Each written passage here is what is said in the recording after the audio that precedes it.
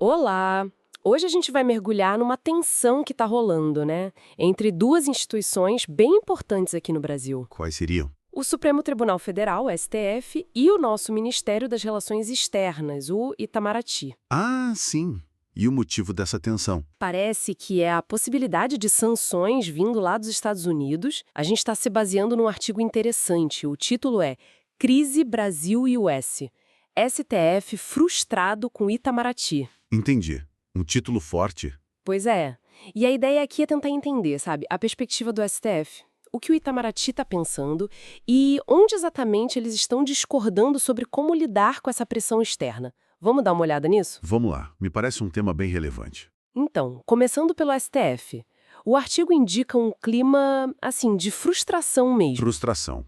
Com o Itamaraty. Exato. Alguns ministros estariam decepcionados, essa é a palavra usada. Eles acham que a resposta do Itamaraty está meio lenta. E o que eles esperavam, então?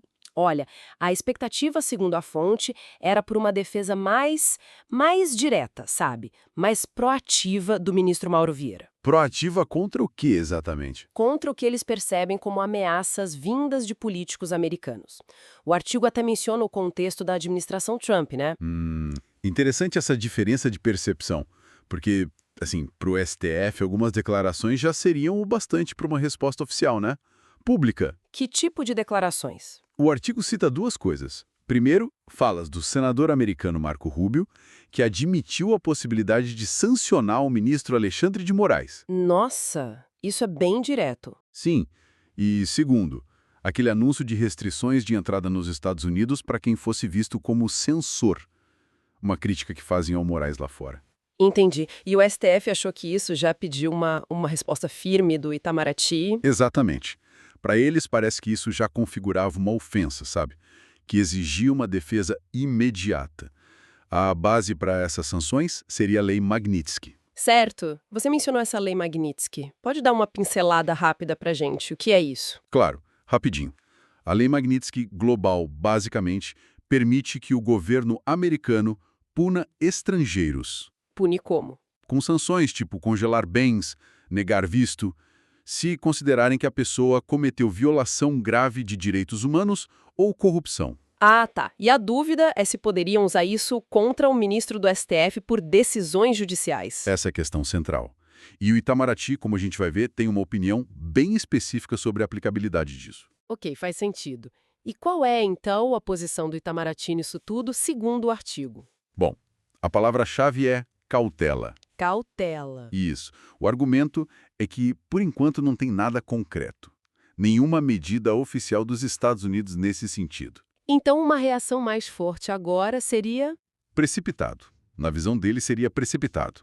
A estratégia é monitorar, ficar de olho, esperar para ver. Entendi. Diplomacia mais clássica, digamos assim. Exato, é a linha tradicional. O chanceler Mauro Vieira, segundo consta, tanto em público quanto em conversas no STF, reforçou isso. O que ele disse exatamente? Que o interesse nacional é que manda nas relações externas.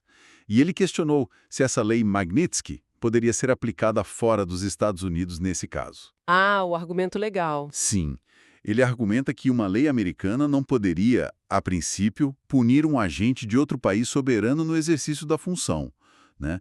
A aposta é mais nos canais discretos, na conversa, pelo menos inicialmente. Só que essa abordagem mais técnica, mais reservada, parece que não acalmou muito os ânimos no STF, né? Parece que não. E aí o artigo traz um ponto que parece ter piorado as coisas. Qual seria? A insatisfação lá no Supremo teria aumentado bastante quando o ministro Vieira desmarcou umas reuniões. Reuniões com o STF sobre esse assunto? Exatamente, reuniões que já estavam agendadas para tratar disso.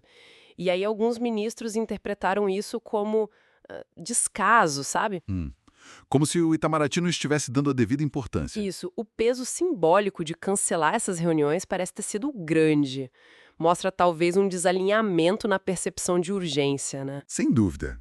Esses ruídos na comunicação, esses desencontros, podem ter sido lidos como uma minimização da preocupação do judiciário, fica claro esse desalinhamento de percepção entre os poderes. Então, para a gente amarrar o que a fonte nos mostra, o que a gente tem é um choque de estratégias, né? É uma boa forma de colocar. De um lado, o STF querendo uma defesa pública imediata da instituição e dos seus membros contra essas críticas externas. Uma defesa mais assertiva. Isso. E, do outro lado, o Itamaraty escolhendo a prudência diplomática, a análise mais fria, esperando algo concreto acontecer antes de, talvez, subir o tom. Aguardando os fatos consumados, né?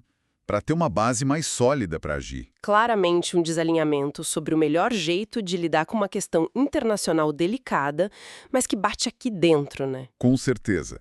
E isso tudo, olha, levanta uma questão bem importante para a gente pensar. Qual seria? Como um país deve calibrar a resposta quando decisões internas do seu judiciário viram alvo de crítica e até ameaça de retaliação por uma potência estrangeira? É complicado. Muito.